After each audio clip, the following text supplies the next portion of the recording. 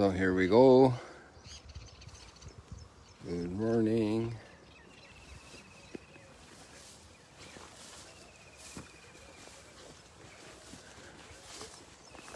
Yesterday we were along here. Just we started over there, right there. Today we're going to go in a little bit in this old untraveled style at the moment. Got to stop the cows. And even though there are no cows around, it's always good to close the gate.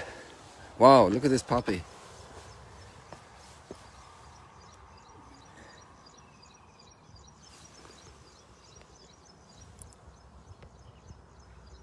Wow, engineering, biochemistry, aesthetics. Come on, camera, follow my instructions.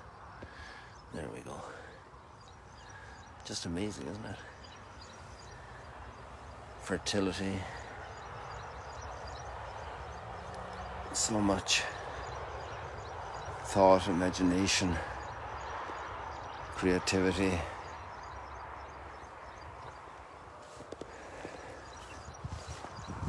Here we have our first thistle that I'm looking at for you, I think, so far. Small little one, but there it is. And here we've got some serious nettles and they sting. I got some stings on Sunday here.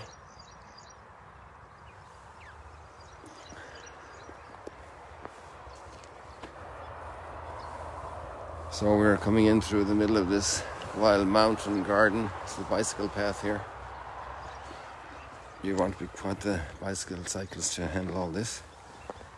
There we have a different type of thistle. You know, thistles weren't friendly beings for us at home on the farm for a couple of reasons. I never understood why the Scottish chose them to be their symbol. But nothing against the Scottish. You see, for us, thistles were weeds, and besides that, they were very uncomfortable weeds. When I was a child, I remember there was one field, we called it the Hollow Meadow. It lay low, and it sometimes in extreme winters and high water, it would actually get flooded. And for a while, for a number of years, that field had terrible pest of thistles, and they were so incredibly brutally sharp. And you see, the child's job was to go up on top of the hay and pack it down. When dad or a worker there would fork up the hay, our job was to be packing it down. And you didn't like the thistles. Look at this here. This was something lace last year, you told me, and I forgot.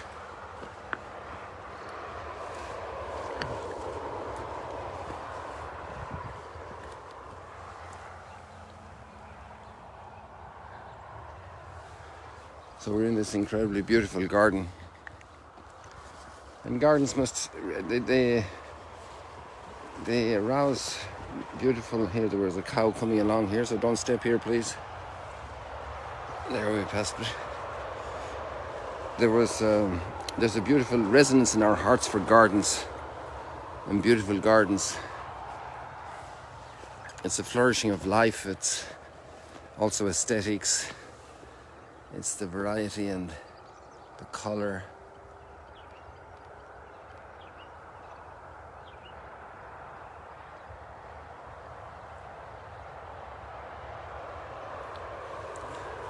There we have another poppy, not just as open as the one we had earlier. A treasure of goodness inside there. Color. Imagine the wind that can blow against a little poppy like that and it will stand in the storm.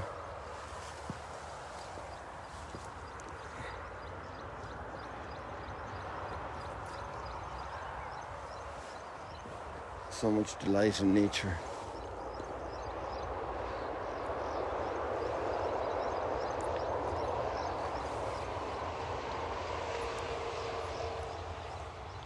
And there are different colors of flowers. Like if we went over on the other side of the Golan, the southern Golan, and down into the valley separating Jordan from the Golan, There are hillsides there with all different colours, carpeted with flowers.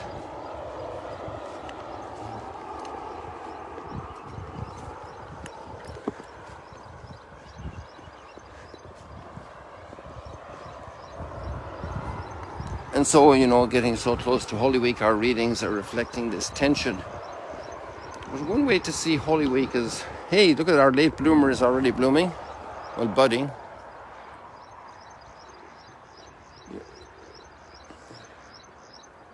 And that's interesting because this came really after the completion of the spring of the other plants last year, but since winter was so late, they're all on a delayed schedule. But that one is already ready and blooming. Oh, there's a lovely one down here. I love this plant. The design of it and everything. Look at this one here. Look at the lines.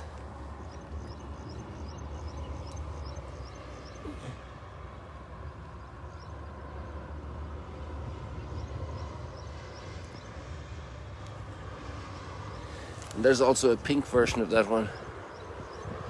We'll probably find it later. I saw some on Sunday, in full bloom.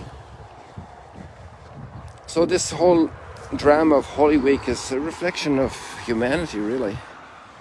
A reflection of the struggles of our hearts.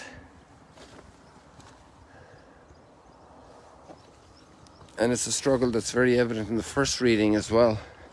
The people coming through the desert to come out of slavery and enter into an alliance of freedom. Building a relationship, building a good quality relationship between people, a very unique relationship of spouses, for example, or building the relationship of siblings. And that has different phases, when children are small, they're playing and fighting over the teddy bear. There's a lot of growth to develop there, and the wonderful role older siblings have in growing in maturity to help younger children. It can be a huge blessing. Here we have a different thistle. Pretty serious dude. That's the one we had earlier, but this is grown taller.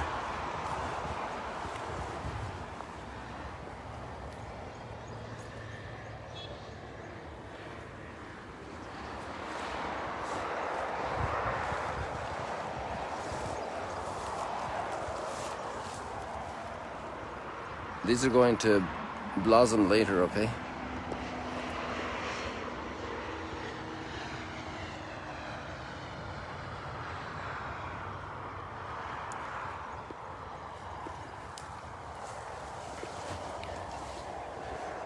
And then siblings are also tested as time goes on. Maybe the parents reach an age when they need more help, and the siblings already are very engaged in different responsibilities and tasks and ambitions, and they have to adjust to deal with the parents, aging parents, infirm parents, and that can be a trial for siblings. But all these occasions are actually pathways to maturity. They're opportunities to flourish as a human being, to flourish as a child of God, to flourish as a brother, as a sister. And actually the way siblings handle this situation is probably one of the most important educational moments for their children, for the grandchildren, because the parents can say so much about being kind and being helpful, but when push comes to shove, that's when the example does so much educationally. That famous line of preach always and if necessary use words. And it's not easy. It's not easy. Sometimes you'll hear a complaint of somebody saying, well, my sister, my brother doesn't do much for our parents. And there can be all kinds of different reasons for that. So it's good to get over the judgmentalism and to do as much as we can. Generosity will always be blessed. But it's these struggles, the they cut in many different directions. But particularly for the person themselves who grows in generosity, then that becomes a powerful moment of blessing in life. And this is what we see with God's people as well.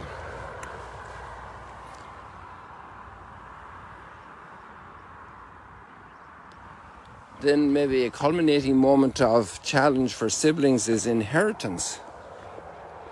Inheritance when the parents pass on. And some families remain united until the grave of their parents or the grave of their last parent. And then they're split in horrible animosity and tension and fighting. And it embitters generations then because of falling out. And these are very tough situations. I wonder what these plants are up here. There seem to be a lot of them. I saw one earlier, but it was too out of reach. But there's some here. I'll get you up close. Look at this here. This is a very beautiful plant. Look at the arrangement of leaves and petals. If they are petals, I'm not sure. Probably, yeah, it looks like a flower inside. I hadn't noticed this one before. It looks like there's a little flower in there, covered over with a little hood.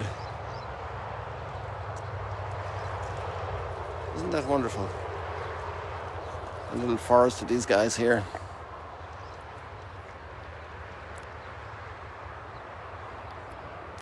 Like a whole family growing up, siblings here.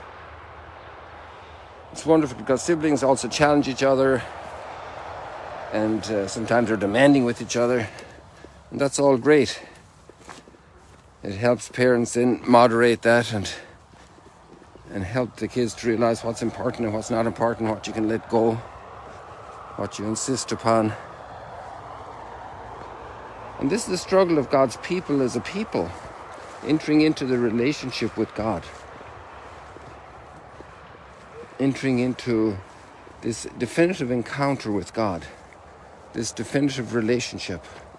And that's really the whole history of the Bible, the whole message from A to B, from A to Z, look at this hillside, from Genesis to the Apocalypse.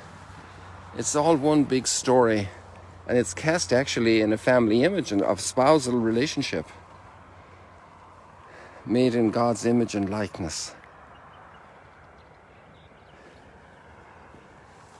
And so when we look at all the trials in the desert for the people as they leave slavery and enter into the relationship of freedom, we haven't been here for a while. A relationship of free covenant with God,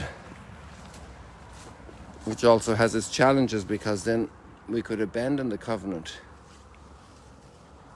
We could neglect it. We could fail to fulfill its wonderful demands, its sometimes painful demands, because covenant, it's great. It's easy to be friends with people when things are going well, but that covenant of friendship is really tested when the hard times.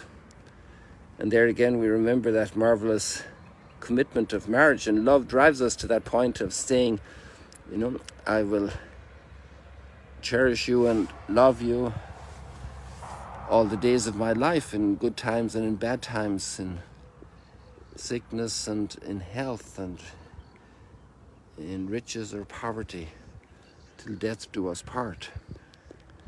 That perpetual commitment. And there we see this struggle and the maturing of a people that are God's own. And really, this is for all of us an amazing vocation, calling to enter into this relationship. And so in that context, we can understand the struggles of today, the serpent in the desert, and the biting, and seeing that as a punishment for sin, for failing to live up to the gift that God has given them, the trust that's required in covenant.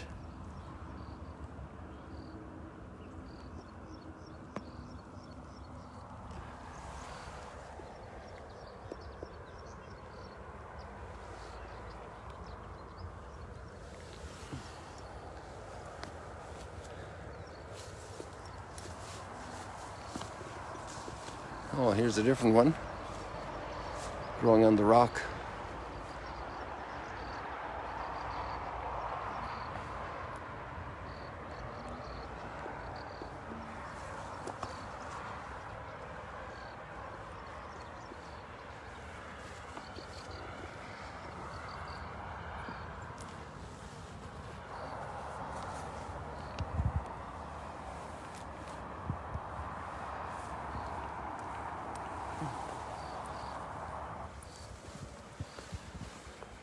And there's our late bloomer budding away, leafing.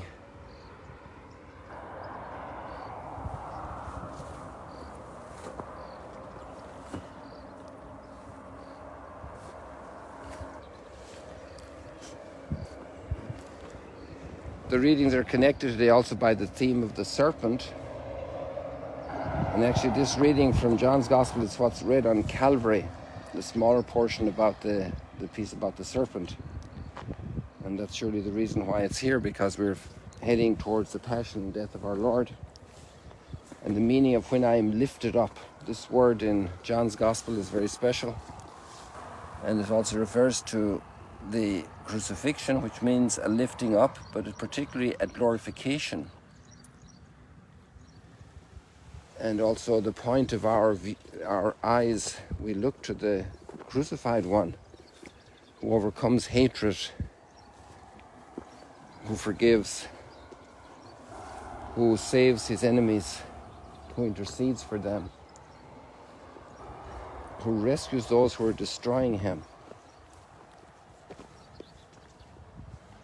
There's that horrible expression or horrible reality with the expression which says, they bit the hand of the one who was feeding them,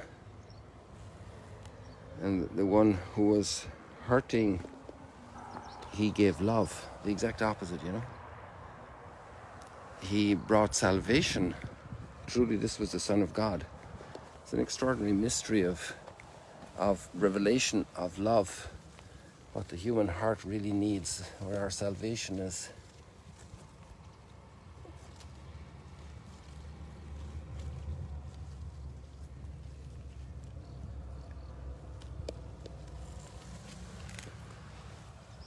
So there we go, we head towards Holy Week, and we want healing for all the dysfunctionality of our hearts, the dysfunctionality of the human communities around the world.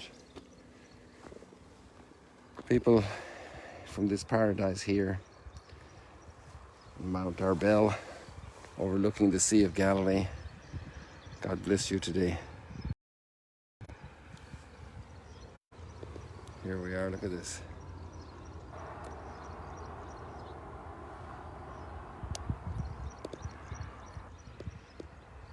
So marvelous. The abundance of creation. How many grains of pollen? Well, just how many flowers? See you later, alligator ears.